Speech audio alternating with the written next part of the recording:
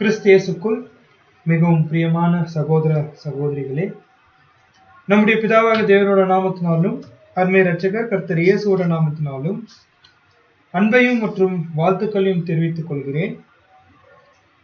விசேஷமாக இந்த நாளில் நாம் பார்க்கக்கூடிய பாடம் முதலாவது வால்யூம்ல ஆறாவது அத்தியாயத்தை நம்ம தியானிக்க இருக்கிறோம்.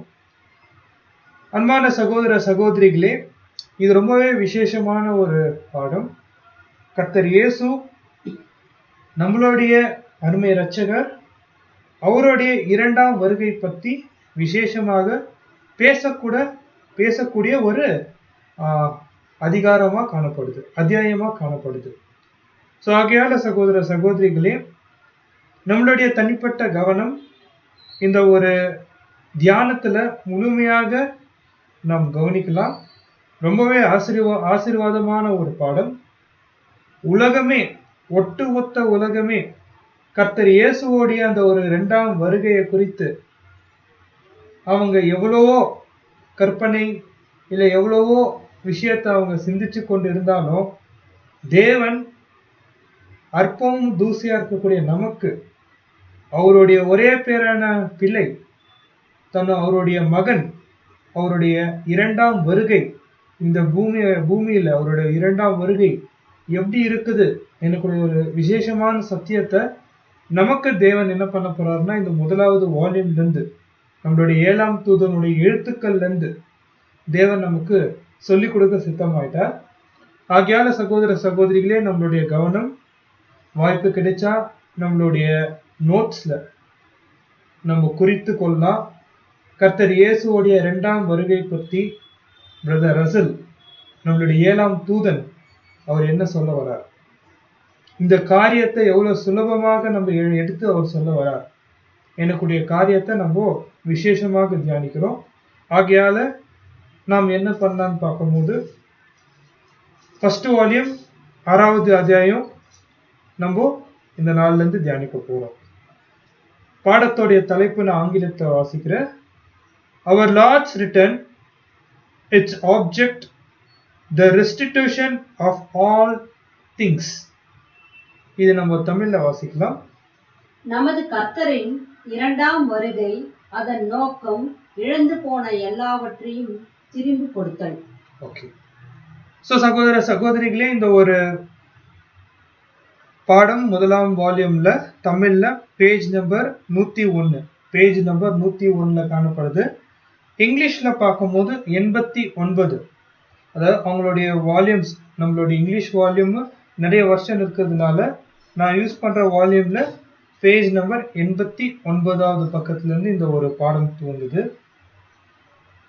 ஸோ சகோதர சகோதரிகளே, இந்த ஒரு பாடத்தை நம்ம தியானிக்கும் போது கர்த்தர் இயேசுவோடைய இரண்டாம் வருகை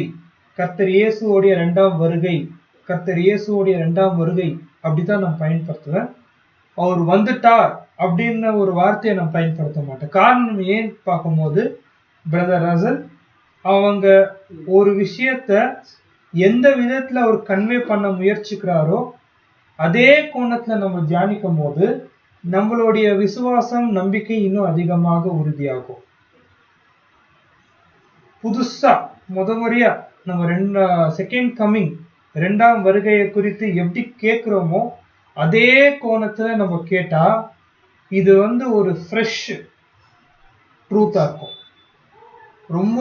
ரொம்பவே விசேஷமான ட்ரூத்தா இருக்கும். ஸோ அதனால சகோதர சகோதரிகளே, முதல் முறையா இந்த ஒரு இரண்டாம் வருகையை கேட்கும் போது எந்த ஒரு மனநிலை நமக்கு இருந்துச்சோ அதே மனநிலையோட கேட்கலாம். ஸோ பாடத்துக்கு நம்ம நேரடியா கடந்து செல்லலாம். கர்த்தர் இயேசுவோடைய இரண்டாம் வருகை. அப்போஸ்தல் 3ஆம் அதிகாரம் 20-21. அப்போஸ்தல் 3ஆம் அதிகாரம் 20-21. இதுதான் ஆதார வசனமா இருக்கு. நம்ம வாசிக்கலாம். உங்கள் பாவங்கள் நிவர்த்தி செய்யப்படும் பொருட்டு நீங்கள் மனம் திரும்பி குணப்படுங்கள். உலகம் தோன்றும் முதல் தேவன் தம்முடைய பரிசுத்த தீர்க்கதரிசிகள் எல்லோருடைய வாக்கினாலும் உரைத்தவைகள் எல்லாம் நிறைவேறி தீரும் காலங்கள் வருமளவும் பரலோகம் அவரை ஏற்றுக்கொள்ள வேண்டும். வசனம் என்ன இருக்குன்னு பார்க்கும்போது, வசனம் என்ன சொல்லுதுன்னு பார்க்கும்போது,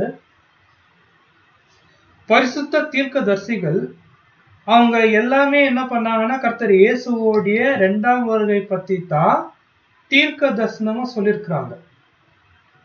பழைய ஏற்பாட்டு காலத்துல நீங்க பாத்தீங்கன்னா கர்த்தர் இயேசுவோடைய 2ஆம் வருகை பத்தி தான் பரிசுத்த தீர்க்கதரிசிகள் பேசியிருக்கிறாங்க. ஆனா கர்த்தர் இயேசுவோடைய 2ஆம் வருகை எப்போ சம்பவிக்கும் வசனம் சொல்லுன்னு பார்க்கும்போது,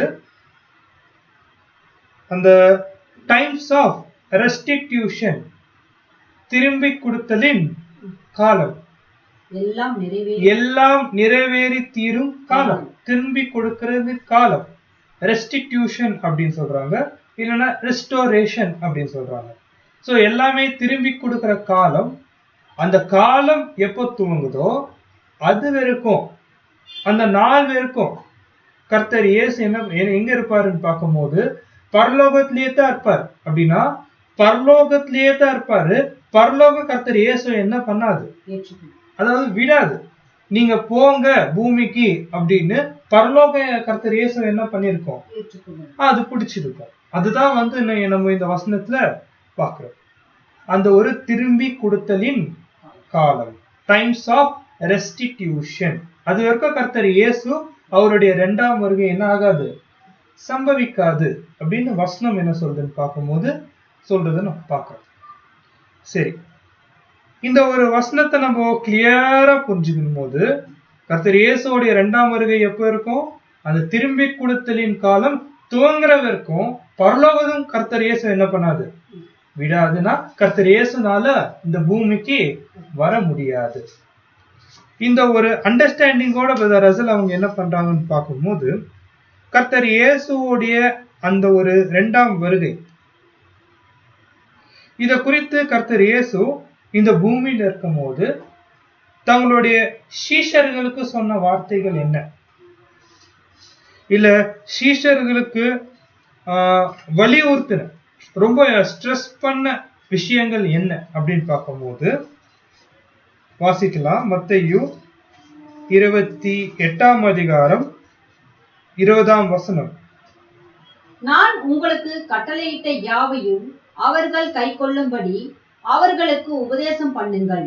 இதோ உலகத்தின் முடிவு பரிந்தும் சகல நாட்களிலும் நான் உங்களுடன் கூட இருக்கிறேன் என்றார். இப்படி கர்த்தர் இயேசு என்ன பண்ணிட்டாருன்னு பார்க்கும்போது அவருடைய சீஷர்களை அவர் பரலோகத்துக்கு போறதுக்கு முன்னாடி நான் உங்களோட கூட இருக்கிறேன் எனக்குடைய ஒரு வார்த்தையை அவர் சொல்லும் போது சீஷர்களுக்கு ஒரு விஷயம் என்ன புரியுதுன்னா, ஆண்டவர் நம்மளை விட்டு என்ன பண்ண போறாரு, போவாரு. போன ஆண்டவர் மறுபடியும் என்ன ஆவாரு, வருவாரு. அப்படின்னா கர்த்தர் இயேசு மறுபடியும் அவருடைய 2ஆம் வருகையில வரும்போது ஏதோ ஒரு விஷயம் பண்றாரு. அது நம்ம இங்கிலீஷ்ல சொல்லும் போது அவரு மறுபடியும் வராருன்னா ஒரு நோக்கம் இருக்கும், ஒரு பர்பஸ் இருக்கும். அவர் மறுபடியும் இந்த பூமிக்கு வராருன்னா அவரு வரக்கூடிய அந்த விதம் நம்ம நினைக்கிற மாதிரி இருக்காது. அது ரொம்பவே எப்படி இருக்கும், வித்தியாசமா இருக்கும். அதே போல அவர் வரக்கூடிய நேரம் கூட எப்படி இருக்கும்னு பார்க்கும்போது நம்மளால சொல்ல முடியாத ஒரு நேரம். இது என்னன்னு பார்க்கும்போது இந்த விஷயத்த இந்த ஒரு வசனத்துல கர்த்தர் இயேசு சீஷர்களுக்கு சொல்றாரு என்னன்னா, இதோ சதா காலம் நான் உங்களோட கூட இருக்கிறேன் அப்படின்னு சொல்லும் போது இந்த இடத்துல அப்படி எப்பவுமே நான் உங்க கூட இருக்கேன். ஆனா நான் கடந்து போகும்போது நான் கடந்து போயிடுவேன். ஆனா நான் திரும்பி வரும்போது அதுல ஒரு நோக்கம் இருக்கும். நான் திரும்பி வரும்போது அந்த வரக்கூடிய விதம் இருக்கும். நான் திரும்பி வரும்போது அதுக்கு ஒரு நேரம் இருக்கும். ஆனாலும் நான் என்ன பண்ணுவேன், உங்களோட கூட இருக்கிறேன் அப்படின்னு சொல்லிட்டு என்ன பண்ணிட்டாருன்னா கர்த்தர் இயேசு இந்த ஒரு பூமியை விட்டு அவருடைய 1ஆம் வருகையில அவர் கடந்து போயிட்டாரு. இப்படி கடந்து போன கர்த்தர் இயேசு என்ன பண்ணாருன்னு பார்க்கும்போது அவருடைய சீஷர்கள் சபைய என்ன பண்ணார்னா ரொம்பவே அவர் கவனிச்சிருந்தார். எப்படி கவனிக்கிறாருன்னு பார்க்கும்போது ஆங்கிலத்துல சில வார்த்தைகள் பயன்படுத்துறாங்க. எப்படின்னா கர்த்தர் இயேசு சதா காலங்கள் நான் உங்களோட கூட இருக்கிறேன் அப்படின்னு சொல்லும் போது, எப்ப கர்த்தர் இயேசு கடந்து போயிட்டு பரிசுத்த ஆவி அனுப்புறாரோ, அந்த சத்திய ஆவி அனுப்புறாரோ, எப்படி கர்த்தர் இயேசு இந்த உண்மையான சபைய மேற்பார்வை இடுறான்னு பார்க்கும்போது, தேவனுடைய ஆவினால, வசனத்தினால, தேவனுடைய வார்த்தையினால தொடர்ந்து சபையை என்ன பண்றாருன்னா கைட் பண்றார், வழி நடத்துறார், டைரக்ட் பண்றார். சபை எந்த திசையில அவங்க பயணிக்கணும் அப்படின்னு டைரக்ட் பண்றாரு, ஆறுதல் கொடுக்கிறாரு. ஏற்ற நேரத்துல என்ன தேவையோ, என்ன போஷிப்பு தேவையோ ஏற்ற நேரத்துல சபைக்கு செய்யறாரு. அதே போல சஸ்டைன் பண்றாரு. இந்த வார்த்தை ரொம்ப முக்கியங்க. சஸ்டைன். சஸ்டைன் என்னன்னா, ஒருத்தர் மிக உபத்திரவத்தின் உச்சத்துல போனாலும் அவங்க அழிய மாட்டாங்க. அவங்க என்ன ஆக மாட்டாங்கன்னா டிஸ்ட்ராய் ஆக மாட்டாங்க, சஸ்டெயின் ஆவாங்க. அப்படின்னா எவ்வளவுதான் உபத்திரம் வந்தாலும் அந்த உபத்திரத்துல நிலைச்சு நிக்குவாங்க. இதை யார் நிலைச்சு நிக்க வைக்கிறது அப்படின்னு பார்க்கும்போது கர்த்தர் இயேசு தான். அதுக்கப்புறம் தொடர்ந்து செரிஷ் பண்றார். அப்படின்னா மகளே மகனே நீங்க போங்க, நான் இருக்கிறவங்க கூட அப்படின்னு தொடர்ந்து ஆறுதல் தரார். இதெல்லாம் எப்போ பண்றாருன்னு பார்க்கும்போது, உண்மையான சபை உபத்திரவத்தின் மத்தியில இருக்கும் போது கர்த்தர் இயேசு என்ன பண்றாருன்னா, அவர் மத்தியில இருந்து சபைக்கு வழிகாட்டியாகவும் தேற்றுதலாகவும் ஆறுதலாகவும் நிலைச்சு நிற்கக்கூடிய பலத்தை யார் தராங்கன்னு பார்க்கும்போது கர்த்தர் இயேசு. அந்த ஒரு 2000 வருஷம் அப்படியே அவரு எப்போ ஒரு முதலாம் வருகையில அவர் பரலோகத்துக்கு போனாரோ அந்த நொடியில இருந்து கண்டினியூஸா சபையை அவர் என்ன பண்றாரு, பலப்படுத்தினே வர்றார். சோ இதுதான் கர்த்தர் இயேசு அவருடைய சபைக்கு அவர் என்ன பண்றாருன்னு பார்க்கும்போது ஒரு பலனா அவர் இருக்கிறது நம்ம பார்க்கிறோம். சரி சகோதர சகோதரிகளே, இந்த மாதிரி பலமா இருக்கக்கூடிய சபை, கர்த்தர் இயேசுடைய பார்வை இருக்கிற சபையோடைய வாஞ்சை என்னன்னு பார்க்கும்போது, எந்த காலம் நீங்க எடுத்துக்கோங்க, சபையோட காலங்கள் 7 காலம் சபை நம்ம எடுத்துக்கலாம். எல்லா சபை காலத்திலையும் சபையோடைய ஒரே வாஞ்சை என்னன்னு பார்க்கும்போது, என்னுடைய காலத்துல கர்த்தர் இயேசு வந்துட மாட்டாரா, என்னுடைய காலத்துல கர்த்தர் இயேசு வந்துட மாட்டாரா, என்னுடைய காலத்துல கர்த்தர் இயேசுடைய 2ஆம் வருகை இருக்காதா. இதுதான் சபையோட ஏக்கமா இருக்கு, வாஞ்சையா இருக்கு நம்ம பார்க்கிறோம். சோ இத குறித்து நம்ம பார்க்கும்போது யோவான் 14ஆம் அதிகாரம் 3ஆம் வசனத்தை நம்ம வாசிக்கலாம். நான் போய் உங்களுக்காக ஸ்தலத்தை ஆயத்தம் பண்ணின பின்பு நான் இருக்கிற இடத்திலே நீங்களும் இருக்கும்படி நான் மறுபடியும் உங்களை என்னிடத்தில் சேர்த்துக் கொள்வேன். இதுதான் சபையோடைய ஒரு நம்பிக்கையா இருந்துச்சுங்க. எல்லா காலகட்ட சபையோடைய ஒரே நம்பிக்கை என்ன இருந்துச்சுன்னா, என்னுடைய ஆண்டவர் சொன்னாரு, நான் போயிட்டு ஒரு ஸ்தலத்தை ஆயத்தம் பண்ணிட்டு மறுபடியும் நான் என்ன பண்ணுவேன், உங்களை என்ன பண்ணுவேன், கூட்டிட்டு போகுவேன். அப்படின்னா இந்த ஒரு வசனத்தோடைய ஒரே வார்த்தை பிரதர் ரசல் என்ன சொல்றாங்கன்னு பார்க்கும்போது செகண்ட் பர்சனல் கமிங். இந்த வார்த்தையை பார்க்கும்போது 2வது முறை கர்த்தர் இயேசு தனிப்பட்ட விதமாக தங்களுடைய சபையை அவர் என்ன பண்ணுவாரு, கொண்டு போவார். இதுதான் சபையோடைய அந்த ஒரு நம்பிக்கையா இருந்துச்சு. இந்த வாக்குத்தத்த வசனத்தை மேலதான் அவங்க உறுதியா என்ன பண்ணியிருந்தாங்கன்னு பார்க்கும்போது நம்பினாங்க. சரி, இந்த மாதிரி உண்மையான சபை ஏக்கமா இருக்கும் போது அவங்க குறிப்பிடும் போது, நிறைய சபைகள் அப்படின்னா நிறைய பேர், நிறைய கிறிஸ்தவர்களோட என்ன சொல்றதுங்க, கர்த்தர் இயேசுடைய 2ஆம் வருகை பத்தி அவங்க எதிர்பார்ப்பு இல்லைன்னா அவங்களுடைய என்ன சொல்றதுங்க, எதிர்பார்ப்பு தான் கரெக்ட். அவங்களுடைய எதிர்பார்ப்பு இப்படிதான் கர்த்தர் இயேசு வருவாங்கன்னு ஒவ்வொரு கிறிஸ்தவர்கள் மத்தியில வேற வேற விதமா கர்த்தர் இயேசுடைய 2ஆம் வருகை எப்படி இருக்குன்னு ஒரு எதிர்பார்ப்பு இருந்துச்சு பாத்தீங்களா. அதை குறித்து ரசல் அவங்க என்ன பண்றாங்கன்னா, ஒவ்வொருத்தருடைய எதிர்பார்ப்பு எப்படி இருந்துச்சுன்னு சொல்ல போறாரு. அதே போல அவங்களுடைய எதிர்பார்ப்புக்கும் நம்ம கிட்ட இருக்கக்கூடிய வேத வசனத்துக்கும் எந்த அளவுக்கு ஒத்து போகுது, எந்த அளவுக்கு ஒத்து போகல. இதுதான் நம்ம இன்னைக்கு கொஞ்சம் தியானிக்க போறோம். சரி, இப்போ அப்படி நம்ம பார்க்கும்போது சகோதர சகோதரிகளே, கர்த்தர் இயேசுவோடைய 2ஆம் வருகை பற்றி என்னெல்லாம் எதிர்பார்ப்பு இருந்துச்சுன்னு பார்க்கும்போது, சிலர் நினைச்சாங்க, என்ன நினைச்சாங்கன்னு பார்க்கும்போது, கர்த்தர் இயேசு மரிச்சார், உயிர் தெழுந்தார், 40வது நாள்ல பரமேறினார், 50வது நாள்ல ஒரு பெந்தகோஸ்து அந்த ஒரு அந்த ஒரு பெந்தகோஸ்ட்ல அந்த ஒரு பரிசுத்த ஆவி வந்துச்சு பாத்தீங்களா? ஒருவேளை அதுதான் கர்த்தர் இயேசுவோடைய 2ஆம் வருகை நினைச்சாங்க. இது உண்மை இல்லை. சில பேர் என்ன நினைச்சாங்கன்னு பார்க்கும்போது, கர்த்தர் இயேசுவோடைய 2ஆம் வருகை எப்படி இருக்கும் அப்படின்னு பார்க்கும்போது, எருசலேமுடைய அந்த ஒரு அழிவு, கர்த்தர் தான் என்ன பண்ணிட்டாரு, அவர் சொன்ன மாதிரியே பாலாக்கி விடப்படும் சொல்லும் போது கர்த்தர் தான் என்ன பண்ணிட்டாரு, அவருடைய 2ஆம் வருகையில எருசலேமை பாலாக்கிட்டாரு. பாருங்க, இதெல்லாம் ஜனங்களுடைய ஒரு எதிர்பார்ப்பா இருந்துச்சு, அவங்களுடைய சிந்தனையா இருந்துச்சு, இப்படிதான் செகண்ட் கமிங் இருக்கும் அப்படின்னு.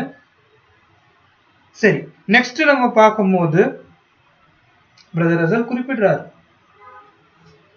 பெண்டகாஸ்ட் தாண்டிச்சு, அதுக்கப்புறம் எருசலேமுடைய அழிவோ தாண்டிச்சு, ஆனா செகண்ட் கமிங் வந்த மாதிரி தெரியல, கர்த்தர் இயேசுவோடைய 2ஆம் வருகை வந்த மாதிரி தெரியல.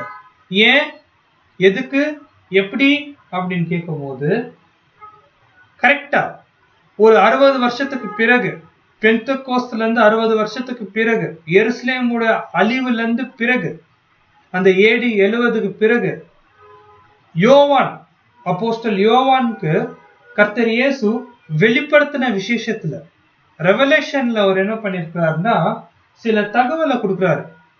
பாருங்க, நீங்க எதிர்பார்க்கிற மாதிரி என்னுடைய 2ஆம் வருகை இப்படி இருக்காது அப்படின்னு வெளிப்படுத்தின விசேஷத்துல அவர் என்ன பண்றாருன்னா கொடுக்கிறாரு. அப்படின்னா வேத வசனத்தின் பிரகாரம் பெந்தகோஸ்துலயும் கர்த்தர் இயேசு 2ஆம் வருகை வரல, எருசலேமுடைய அழிவு நேரத்திலயும் கர்த்தர் இயேசுடைய 2ஆம் வருகை வரல. இந்த தகவலை வெளிப்படுத்தல் விசேஷத்துல கிளியரா சொல்றாரு. அவர் எப்போ வருவாரு, இல்ல அவருடைய வரக்கூடிய அந்த ஒரு விதம் எப்படி இருக்கும், அந்த நாள் எப்படி இருக்கும் அப்படின்னு அடையாள பாஷையா சொல்லும் போது, கண்டிப்பா கர்த்தர் இயேசுவோடைய 2ஆம் வருகையோடைய எதிர்பார்ப்பு சபை மத்தியில ரொம்ப தீர்க்கமாயிடுச்சு. நேரடியா சொன்னாலே புரியாது. இது முற்றிலும் அடையாள பாஷத்துல என்ன பண்ணிட்டாருன்னா கர்த்தர் இயேசு அவருடைய 2ஆம் வருகை எப்படி இருக்கும்னு சொல்லிட்டாரு. சரி, இந்த மாதிரி வெளிப்படுத்தல் விசேஷத்துல அவரு சொல்லும் போது ஒரு வசனத்தை வாசிக்கலாம். வெளிப்படுத்தல் 22:12-20 வசனங்கள். இதோ சீக்கிரமாய் வருகிறேன். 12 மற்றும் 20.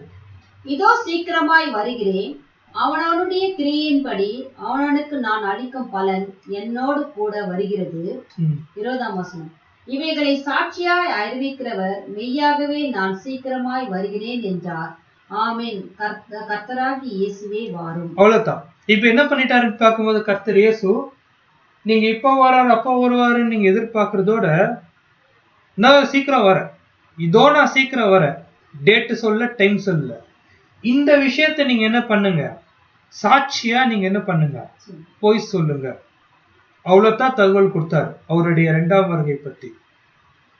இப்போ சபையோடைய நிலை என்ன ஆயிடுச்சுன்னு பார்க்கும்போது, இந்த மாதிரி கர்த்தர் இயேசு சொல்லிட்டாரு, போய் சாட்சியாக அறிவிக்கணும் அப்படின்னு சொல்லும் போது, கிறிஸ்தவர்களுடைய சிந்தை என்ன ஆயிடுச்சுன்னா, கர்த்தர் இயேசு சொல்லிட்டாரு, அவருடைய 2ஆம் வருகை அவர் வரும்போது நம்ம அதுக்குள்ளேயே நம்ம என்ன பண்ணிடணும், போய் கர்த்தர் இயேசுடைய 2ஆம் வருகைய சாட்சியா நம்ம சொல்லிடணும்னு சொல்லிட்டு அவங்க என்ன பண்ணிட்டாங்கன்னா, இருக்கிற ஜனங்கள்லாம் சாட்சி சொல்றதை விட்டுட்டு மதம் மாத்த ஆரம்பிச்சிட்டாங்க. அவங்களுடைய அண்டர்ஸ்டாண்டிங் பாருங்க எப்படி மாறுச்சு. கர்த்தர் இயேசு சொன்ன விஷயம் என்ன, நீங்க போய் சாட்சி சொல்லுங்க. கர்த்தர் இயேசு என்னக்கூடியவர் 2ஆம் வருகையில வருவார், சாட்சி சொல்லுங்க, அவ்வளவுதான். போய் மதம் மாத்துங்கன்னு சொல்லல, ஒரு இந்துவா இருக்கிறவரை கிறிஸ்துவரா மாத்துன்னு சொல்லல அவங்க. ஆனா கிறிஸ்துவர்கள் என்ன நினைச்சிட்டாங்கன்னு பார்க்கும்போது, நம்ம எப்போ இந்த உலகத்துல இருக்கிற எல்லா ஜனங்களும் கிறிஸ்துவர்களா நம்ம மாத்துறோமோ, எல்லா ஜனங்களும் இப்போ கிறிஸ்டியனா மாறிட்டாங்களோ, அப்போ கர்த்தர் இயேசு என்ன பண்ணுவாரு, 2ஆம் வருகையில வருவார், 2ஆம் வருகையில வருவார். இதுதான் பெரும்பாலான கிறிஸ்தவர்களுடைய நம்பிக்கையா இருக்கு. நெக்ஸ்ட் பாயிண்ட் பாருங்க. இந்த இடத்துல சாட்சி சொல்ற விஷயத்தை விட்டுட்டு அவங்க மதம் மாற்றத்துக்கு அவங்க கடந்து போனதுனால என்ன ஆயிடுச்சுன்னா வேத வசனத்தை கவனிக்க தவறிட்டாங்க. என்ன கவனிக்க தவறிட்டாங்கன்னு பார்க்கும்போது கர்த்தர் இயேசு 2ஆம் வருகையில வரும்போது இந்த பூமியில இருக்கிற எல்லா ஜாதிகள் எல்லா ஜனங்கள் கிறிஸ்தவர்களா காணப்படுவோம் அப்படின்னு வசனம் இருக்கா? அப்படி இல்ல. ஒருவேளை கர்த்தர் இயேசுடைய 2ஆம் வருகையில இந்த பூமி எப்படி இருக்கும்னு அப்போஸ்தலன் பவுல் குறிப்பிடுறாரு. வாசிக்கலாம். 2 தீமோத்தி 3ஆம் அதிகாரம் 1-4 வசனம். மேலும் கடைசி நாட்களில் கொடிய காலம் வரும் என்று அறிவாயாக. எப்படி எனில் மனுஷர்கள் தற்பிரியராயும் பணப்பிரியராயும் வீம்புக்காரராயும் அகந்தை உள்ளவராயும் தூஷிக்கிறவர்களாயும் தாய் தகப்பன்மாருக்கு கீழ்ப்படியாதவர்களாயும் நன்றி அறியாதவர்களாயும் பரிசுத்தம் இல்லாதவர்களாயும் சுபாவ அன்பில்லாதவர்களாயும் இணங்காதவர்களாயும் அவதூறு செய்கிறவர்களாயும் இச்சை அடக்கம் இல்லாதவர்களாயும் கொடுமை உள்ளவர்களாயும் நல்லோரை பகைக்கிறவர்களாயும். இதெல்லாம் நம்ம பார்க்கும் போது கிறிஸ்துவருக்கோ கிறிஸ்துவ குணலட்சணத்துக்கோ இல்லாத ஒரு நிலை தான் எங்க இருக்குங்க. கர்த்தர் இயேசுவோடைய அந்த ஒரு 2ஆம் வருகையோட காலம் அப்படிதான் இருக்கும். அந்த கடைசி காலம் இப்படிதான் இருக்கும். இந்த இடத்துல எல்லா ஜனங்களும் கிறிஸ்தவர்களா மாறிட்டுப்பாங்கன்னு வசனம் இருக்கான்னு பார்க்கும்போது இல்ல. ஆனா மாறாக எப்படி வசனம் இருக்குன்னு பார்க்கும்போது எல்லாமே தீமையா இருக்குவாங்க, எல்லாரும் கேடு உள்ளவர்களா இருப்பாங்க, பாவத்துடைய உச்சத்துல இருப்பாங்க. இதுதான் என்ன சொல்றது வசனம் சொல்றது நம்ம பார்க்கிறோம். 13வது வசனம். பொல்லாதவர்களும் எத்தர்களுமானவர்கள் மோசம் போகிறவர்களாகவும் இருந்து மென்மேலும் கேடுள்ளவர்களாவார்கள். ஆக மொத்தத்துல யாருமே நல்லாவே இருக்க மாட்டாங்க, எல்லாமே நாசமும் போயிட்டு இருப்பாங்க. இதுதான் நம்ம பார்க்கும்போது கர்த்தர் இயேசுவோடைய அந்த 2ஆம் வருகை அந்த ஒரு நேரத்துல இந்த பூமியோட நிலை எப்படி இருக்கும்னு பார்க்கும்போது எல்லாரும் கிறிஸ்தவர்களா இருக்க மாட்டாங்க. ஆனா எல்லாரும் எப்படி இருப்பாங்கன்னு பார்க்கும்போது உச்சக்கட்ட பாவ நிலையில இருப்பாங்க. இத குறித்து கர்த்தர் இயேசுவே சில வசனத்தை பேசும்போது லூக்கா எழுதிய சுவிசேஷம் 21ஆம் அதிகாரம் 34-35. உங்கள் இருதயங்கள் பெருந்தெண்டியினாலும் வெறியினாலும் லௌகீக கவலைகளினாலும் பாரமடையாதபடிக்கு நீங்கள் நினையாத நேரத்தில் அந்நாள் உங்கள் மேல் வராதபடிக்கு கர்த்தர் இயேசுவே சொல்லிட்டாரு. அந்த பூமியோட நிலை எப்படி இருக்கும்னா மோசமான நிலை இருக்கும். அந்த மாதிரி இருக்கும் போதுதான் என்னுடைய வருகை இருக்கும் அப்படின்னு கர்த்தர் இயேசுவே சொல்லிட்டாரு. வெளிப்படுத்தல் 1:7.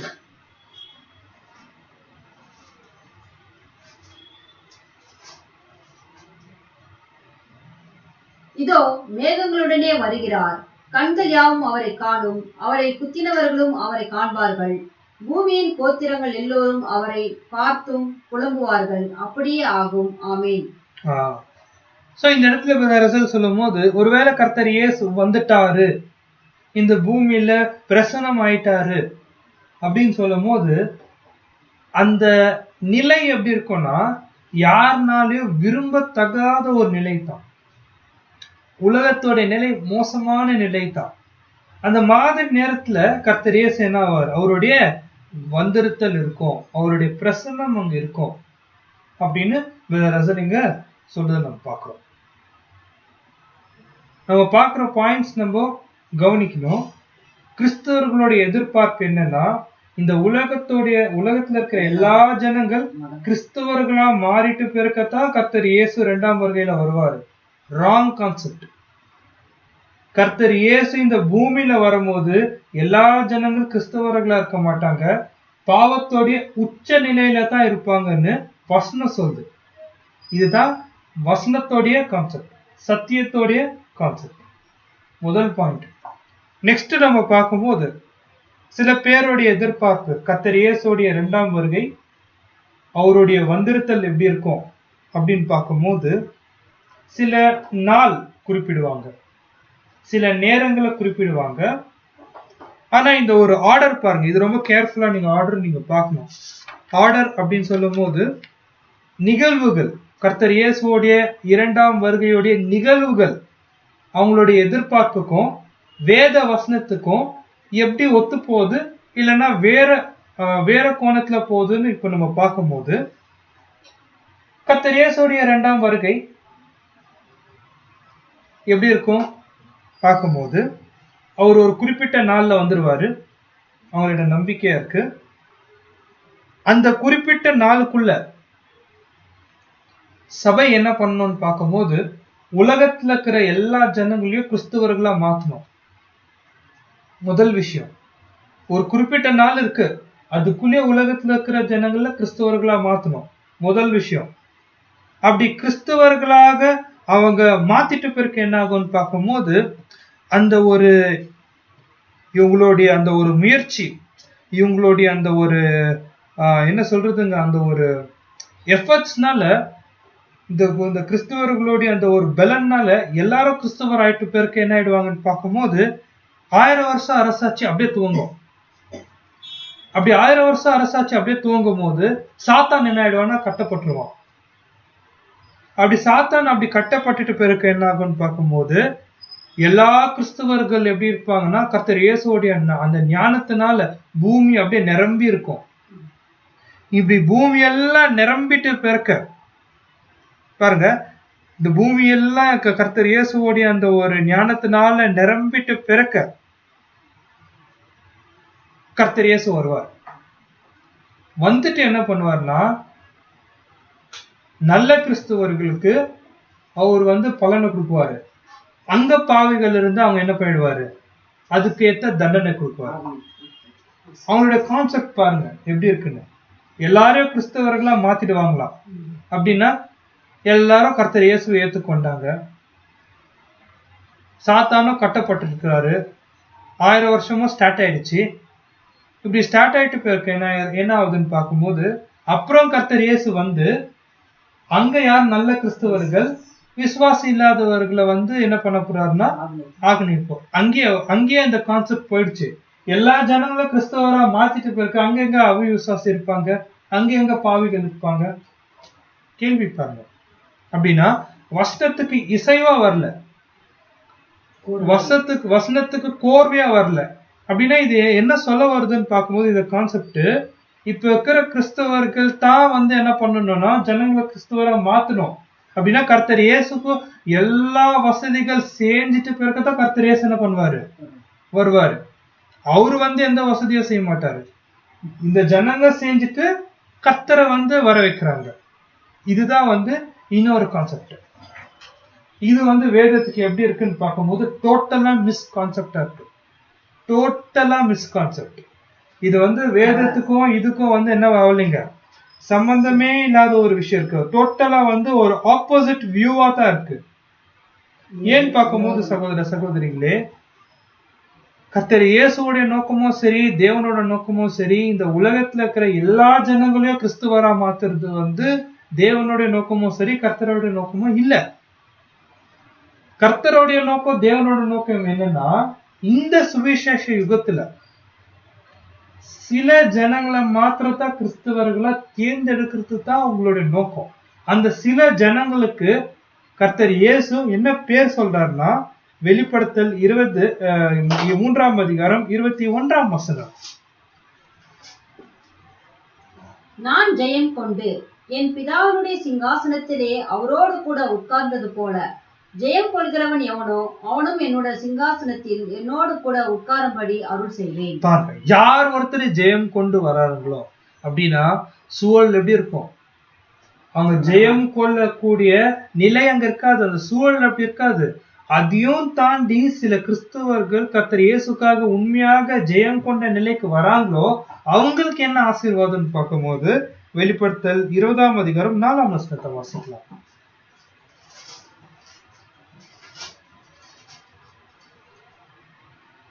அன்றியும் நான் சிங்காசனங்களை கண்டேன், அவைகள் மேல் உட்கார்ந்தார்கள். நியாய தீர்ப்பு கொடுக்கும்படி அவர்களுக்கு அதிகாரம் அளிக்கப்பட்டது. இயேசுவை பற்றி சாட்சியின் நிமித்தம், தேவனுடைய வசனங்கள் நிமித்தம் சிரசேதம் பண்ணப்பட்டவர்களுடைய ஆத்மாக்களையும் மிருகத்தையாவது அதன் சொர்க்கத்தையாவது வணங்காமலும் தங்கள் நெற்றியிலும் தங்கள் கையிலும் அதன் முதிரையை தரித்துக் கொள்ளாமலும் இருந்தவர்களை இருந்தவர்களையும் கண்டேன். அவர்கள் உயிர்த்து கிறிஸ்துவுடன் கூட 1000 வருஷம் அரசாண்டார்கள். யார் இவ ஜெயம் கொண்ட வகுப்பார்? கர்த்தர் இயேசு கூட அவங்க என்ன பண்ணுவாங்க? 1000 வருஷம் அவங்க என்ன பண்ணுவாங்கன்னா அரசாள்வாங்க. சோ சகோதர சகோதரிகளே, இப்போ கிறிஸ்தவர்களுடைய பொதுவான நம்பிக்கை கர்த்தர் இயேசுடைய 2ஆம் வருகை எப்படி இருக்கும்னு பார்க்கும்போது அவங்களோட நம்பிக்கை என்னவா இருந்துச்சுன்னா, எல்லா ஜனங்களும் கிறிஸ்தவர்களா மாத்தணும், அப்போ கர்த்தர் இயேசு வருவார். தவறான கான்செப்ட். கர்த்தர் இயேசு வரும்போது இந்த உலகத்துடைய நிலை எப்படி இருக்காது? சரியில்லாத இருக்காது.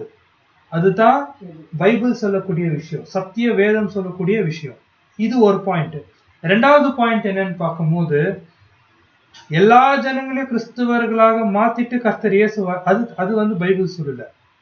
தேவனோ கர்த்தர் இயேசுவோ இந்த பூமியில சில பேரை கிறிஸ்தவர்களாக மாத்தி உண்மையான சபையாக மாத்தி அவங்க மூலியமா தான் இந்த உலகத்தை அவர் என்ன பண்ண போறாரு? எல்லாரையும் கர்த்தர் இயேசுக்கு கீழாக கொண்டு வர போறாங்க. இதுதான் தேவன் வசனம் நமக்கு சொல்லக்கூடிய விஷயமா இருக்கு. சரி, இந்த ரெண்டு கோணத்துக்கு அப்புறம் பிரதர் ரசல் ரொம்ப ஸ்ட்ராங்கா 2 வசனத்தை குறிப்பிடுறாரு. கர்த்தர் இயேசுவோடைய வருகை ரொம்ப முக்கியமான பாயிண்ட். கர்த்தர் இயேசுவோடைய வருகை 1000 வருஷம் 1000 இயர்ஸுக்கு முன்னாடி ஸ்டார்ட் ஆகாது, இல்ல 1000 வருஷத்துக்கு பின்னாடி ஸ்டார்ட் ஆகாது. எப்போ 1000 வருஷம் ஸ்டார்ட் ஆகுதோ, எப்போ 1000 இயர்ஸ் ஸ்டார்ட் ஆகுதோ, கரெக்டா அந்த 1000 இயர்ஸ்ல ஸ்டார்ட் ஆகும் போது கர்த்தர் இயேசு வந்துருவார். இன்னொரு வார்த்தையில சொல்லணும்னா, கர்த்தர் இயேசுவோடைய வருகையும் 1000 வருஷம் அரசாட்சியும் வெவ்வேறு காலகட்டம் கிடையாது, அது ஒரே காலத்துல நடக்கும். 2 வசனங்கள், ரொம்ப முக்கியமான 2 வசனங்கள். அதுல முதல் வசனம் நம்ம தியானிக்க போறோம் பாத்தீங்களா, அது 2ஆம் பட்ச விஷயம்தான். செகண்டரி திங் அப்படின்னா என்னன்னா, ஒண்ணு ரொம்ப முக்கியமா நம்ம பார்க்கணும், 2வது முக்கியத்துவத்தோடைய கொஞ்சம் முக்கியத்துவம். இப்ப நம்ம பார்க்கக்கூடிய வசனம் கொஞ்சம் முக்கியத்துவமா இருக்கக்கூடிய வசனம். நெக்ஸ்ட் பார்க்கக்கூடிய வசனம் ரொம்ப முக்கியமான ஒரு வசனம். 2 வசனங்கள். முதல் வசனம் நம்ம வாசிக்கலாம். மத்தேயு 24:14. ராஜ்யத்தினுடைய இந்த சுவிசேஷம் உலகமெங்கும் உள்ள சகல ஜாதிகளுக்கு சாட்சியாய் பிரசங்கிக்கப்படும், அப்பொழுது முடிவு வரும். கர்த்தர் இயேசுவோடைய 2ஆம் வருகை, தேவனுடைய ராஜ்யத்துடைய இந்த சுவிசேஷம் பூமியில சகல ஜாதிகள் மத்தியில சாட்சியாக எப்போ பிரசங்கிக்கப்படுதோ அப்போ கர்த்தர் இயேசுடைய 2ஆம் வருகை என்ன ஆயிடும்? அவர் வந்துருவாரு. இப்போ உங்களுக்கான கேள்வி, இந்த வசனம் நிறைவேறிச்சா நிறைவேறலையா? ஒருவேளை நிறைவேறிச்சுன்னு சொன்னா எப்படி, நிறைவேறலன்னு சொன்னா எப்படி? நீங்க அன்மியூட் பண்ணிட்டு பதில் சொல்லுங்க.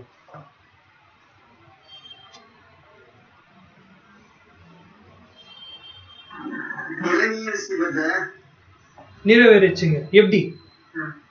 அதான் அவர் ராஜ்யத்தினுடைய இந்த சத்தியம் நமக்கு கிடைச்சிருக்குல்ல, அவர் வருகிற நேரத்துல இயேசு கிறிஸ்து தான் இந்த சத்தியத்தை ஓபன் பண்ணிக்கிறாரு.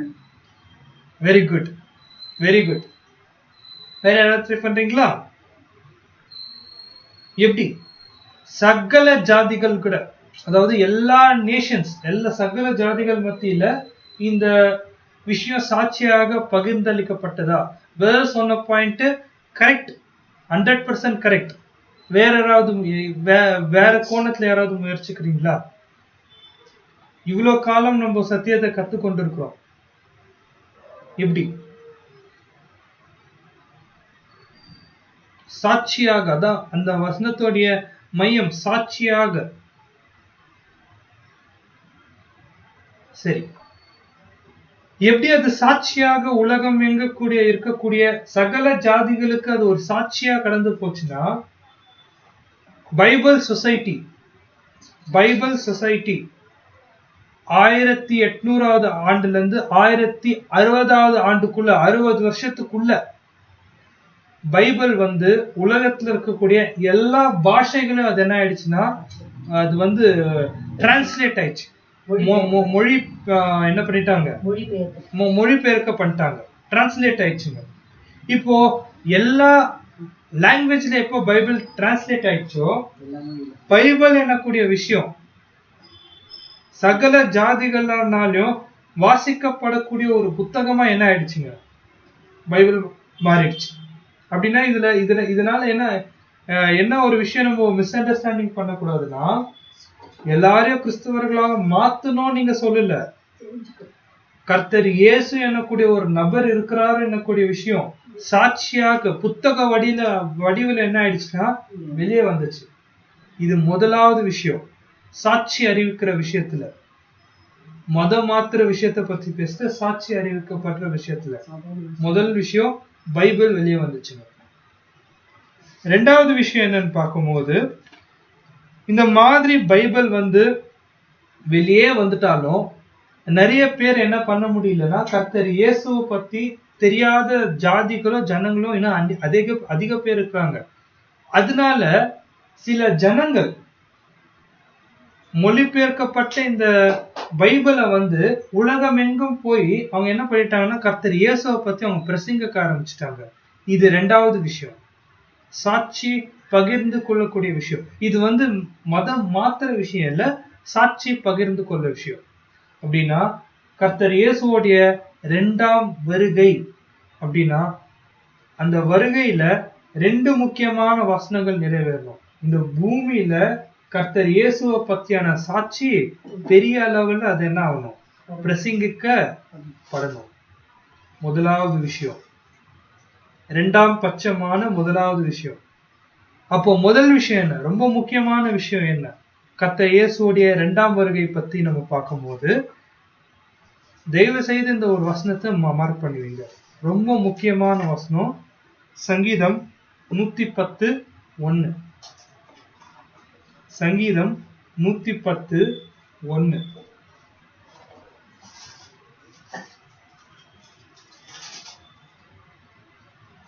கர்த்தர் என் ஆண்டவரை நோக்கி, நான் உம்முடைய சத்துருக்களை உமக்கு பாதப்படி ஆக்கி போடும் வரைக்கும் நீர் என்னுடைய வலது பாரிசத்தில் உட்காரும் என்றார். பாத்தீங்களா, வசனத்தை சரியாவே நம்ம கவனிக்கல, கூர்ந்து வாசிங்க. கர்த்தர் என் ஆண்டவரை நோக்கி, நான் உம்முடைய சத்துருக்களை உமக்கு பாதப்படியாக்கி போடும் வரைக்கும் நீர் என்னுடைய வலது பாரிசத்தில் உட்காரும் என்றார். சோ இதே வசனத்தை நம்ம என்ன பண்றோம்னு பார்க்கும்போது, இங்கிலீஷ் கேஜேவி பைபிள்ல நம்ம வாசிக்கலாம். இங்கிலீஷ் கேஜேவில வாசிங்க.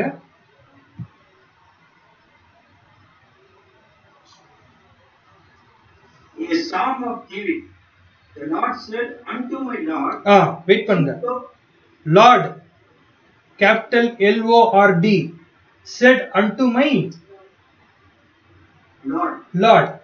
அப்படின்னா இந்த வசனத்தை நம்ம எப்படி புரிஞ்சுக்கலாம்? பிதாவாகிய தேவன் அவர் என்ன பண்றாரு, கர்த்தர் இயேசு கிட்ட போய் ஒரு விஷயத்த சொல்றாரு. தேவன் கர்த்தர் இயேசு கிட்ட ஒரு விஷயத்த சொல்றாரு, நீங்க போயிட்டு எங்க உட்காருங்க, என்னுடைய வலது பாரிசத்துல. இப்போ இந்த வசனத்தை வாசிங்க, இந்த கோணத்துல வாசிங்க. கர்த்தர் பிதாவாகிய தேவன் என் ஆண்டவரை நோக்கி, கர்த்தர் இயேசுவை நோக்கி, நான் உம்முடைய சத்துருக்களை உமக்கு பாதப்படியாக்கி போடும் வரைக்கும் நீர் என்னுடைய வலது பாரிசத்தில் உட்காரும் என்றார்.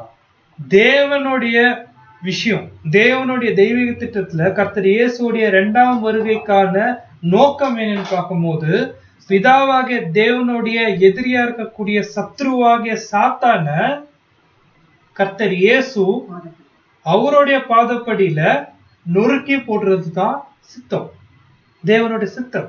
ஏன் கர்த்தர் இயேசு இந்த பூமியில இரண்டாம் வருகை வரணும்?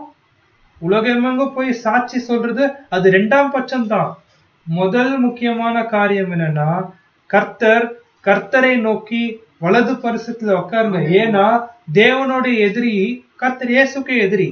அவங்க எதிரிகளை என்ன பண்ணணும், பாதம் படியில போட்டு நசுக்கி தள்ளணும். இதுதான் ரொம்ப முக்கியமான சத்தியம். ஏன் கர்த்தர் இயேசு இந்த பூமிக்கு வரணும்? ஏன் வரணும்னா, தேவனுடைய எதிரிய சாகடிக்கிறதுக்கு, தேவனுடைய எதிரிய அழிச்சு போடுறதுக்கு.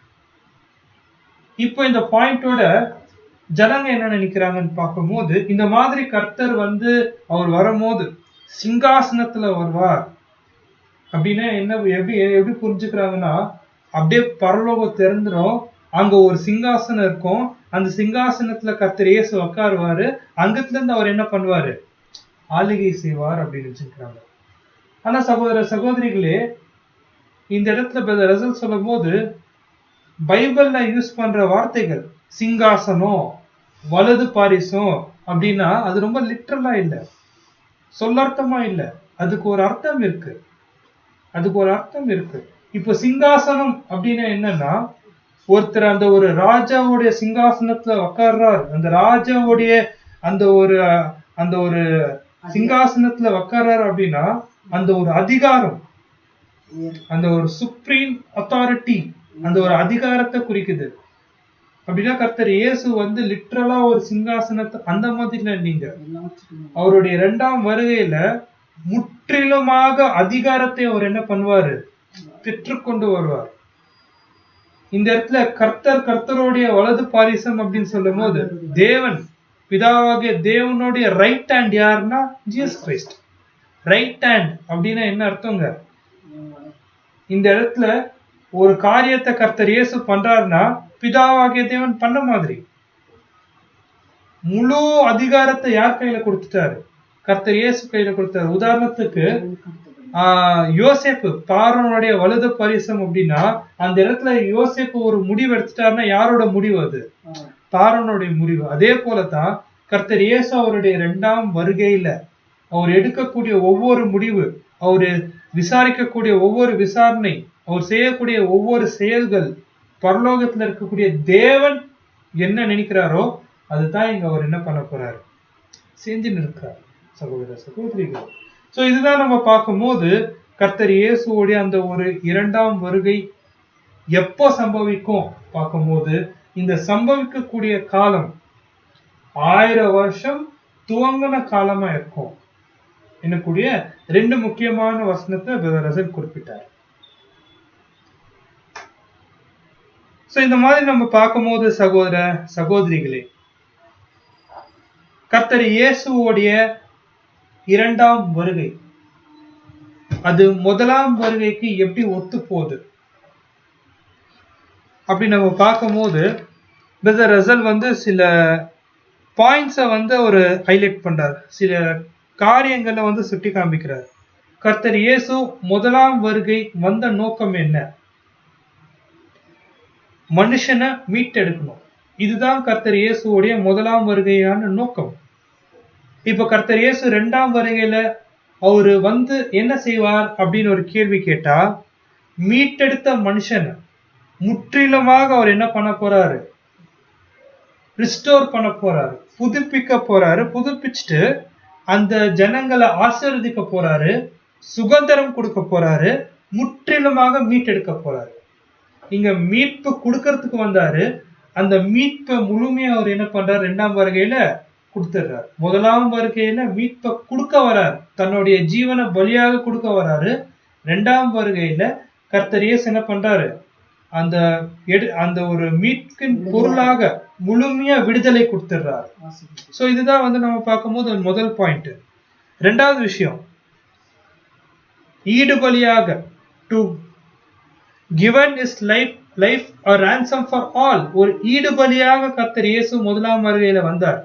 2ஆம் வருகையில என்ன பண்ண போறார் அப்படின்னு பார்க்கும்போது, பிதாவுடைய அந்த ஒரு சித்தத்துக்கு விழுந்து போன மனுக்குலம், தூர போன மனுக்குலத்தை திரும்பி சேர்க்கிற ஒரு வேலையை அவர் என்ன பண்றாரு, 2ஆம் வருகையில அவர் என்ன பண்றது நம்ம பார்க்கிறோம். நெக்ஸ்ட், 1ஆம் வருகையில தீமையோடைய அந்த ஒரு அனுமதியை இந்த பூமி கொடுத்தார். விசேஷமாக தீமையின் அனுபவம், அந்த தீமையின் அனுபவத்துக்குள்ள உண்மையான சபை என்ன ஆகணும், கடந்து போகணும். இதுதான் 1ஆம் வருகையில கர்த்தர் இயேசு அனுமதிச்ச ஒரு விஷயம். ஆனா 2ஆம் வருகையில கர்த்தர் இயேசுவோடைய விஷயங்கள் பார்க்கும்போது அந்த சபை எப்படி மாறிட்டுப்பாங்க, முற்றிலும் ஜெயம் கொண்டவர்களா மாறி கர்த்தர் இயேசு கூட என்ன பண்ணுவாங்க, 1000 வருஷத்துல அரசாள்வாங்க. சோ சகோதர சகோதரிகள், இதுதான் முதலாம் வருகைக்கும் இரண்டாம் வருகைக்குள்ள இருக்கக்கூடிய சில ஒற்றுமைகள், இல்ல சில என்ன சொல்றதுங்க, சில லிங்க் நம்ம பார்க்கிறோம். சோ இந்த மாதிரி இருக்கும் போது சகோதர சகோதரிகளே,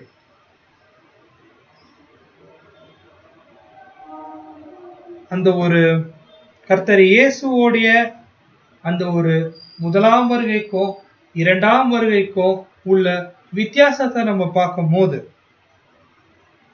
ஏன் இந்த மாதிரி கர்த்தர் இயேசு முதலாம் வருகை இரண்டாம் வருகைன்னு பிரிச்சு காமிக்கணும்?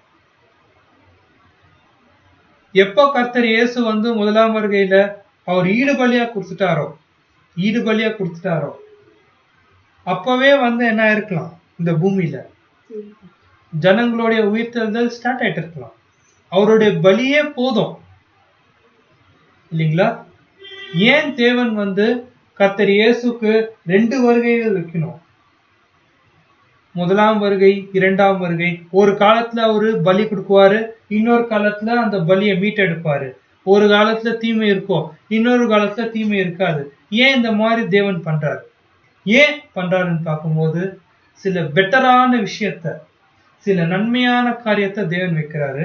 அது என்னன்னு நம்ம அடுத்த வாய்ப்புல பார்க்கலாம். தேவன் தாமே ஆசீர்வதிப்பாராக. பொறுமையோடு கேட்ட அன்புக்குரிய சகோதர சகோதரிகளுக்கு கிறிஸ்து இயேசுக்குள்ளாக என்னோட அன்பின் வாழ்த்துக்களை தெரிவித்துக் கொள்கிறேன். ஆமென்.